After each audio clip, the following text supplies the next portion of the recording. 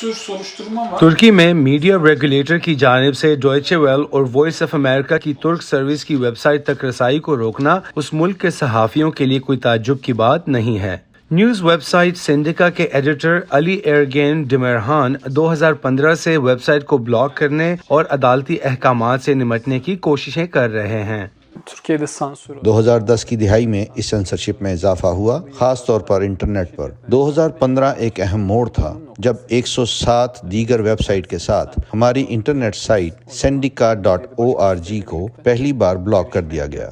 तुर्की में मीडिया के निगरान इदारे ने, जिसे RTUK के नाम से जाना जाता है, डॉयचे वेल और वॉइस ऑफ अमेरिका की तुर्क सर्विस से कहा कि वो लाइसेंस के लिए दरख्वास्त दें। इन इदारों की जानिब से RTUK की दरख्वास्त की तामील से इनकार के बाद जून के अवाखिर में अदालती हुक्म के जरिए इन दोनों साइट्स को ब्लॉक कर दिया। साइट्स पर पाबंदी लगाने में तुर्की, चीन और ईरान की फहरिस्त में शामिल है, लेकिन एक तरफ जहां अन्कारा हजारों वेबसाइट्स को ब्लॉक कर रहा है, इंटरनेट सार्फिन भी इन पाबंदियों से बचने में माहिर हो गए हैं।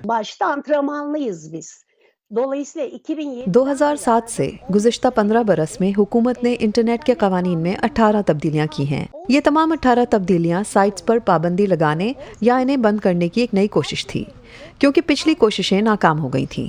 तुर्क अवाम ने सीख लिया है कि इन पाबंदियों से कैसे बचा जा सकता है।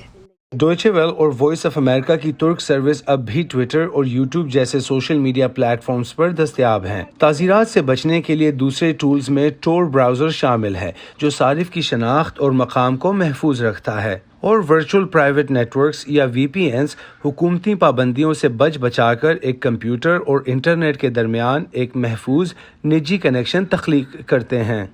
The government tried to ban all VPNs. हुकूमत ने तमाम VPNs पर पाबंदी लगाने की कोशिश की और ये पाबंदी अभी भी रस्मी तौर पर नाफिजुल अमल है। लेकिन VPN ना सिर्फ उन लोगों के लिए है जो मुख्तलिफ मालूमात तक रसाई हासिल करना चाहते हैं, बल्कि बिजनेसेस के लिए भी है। इसलिए पाबंदी को सख्ती से नाफिजुल अमल नहीं किया जा सकता। दर्जनों VPN कंपनियां ऐसी हैं जिन तक हर एक आसानी से रसाई हासिल कर सकता है। मैं इसके लिए माहाना $4 अदा करता हूँ।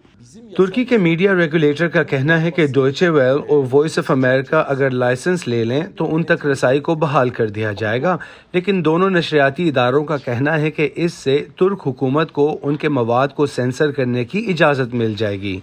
सिंडिका के डिमेरहान का कहना है कि चूंकि वो न्यूज़ वेबसाइट के खिलाफ मुतअद्दिद अदालती अहकामात से आगाह हैं, इसलिए ये खदशात दुरुस्त हैं। हम पर पाबंदियों का एक रिकॉर्ड है, हमें 64 बार ब्लॉक किया गया है। अमेरिका और जर्मनी ने अपने नशरियाती इदारों पर पाबंदियों की मजम्मत की है, और अमेरिका की खारजा ताल्लुकात की कमेटी का कहना है कि ये जमहूरी इक़दार के खिलाफ एक गैर अखलाकी कार्रवाई है, लेकिन अन्कारा का इसरार है कि जमहूरियत में कानून की बालादस्ती लाजमी है। सफारती तनाज़े के बावजूद तुर्की में बहुत से लोग अब भी झांसा देने वाले आलात की बदौलत डॉयचे वेल और वॉइस ऑफ अमेरिका की नशरियात देख सकते हैं। डोरियन जोन्स के साथ Imran Jadoon, voice of America.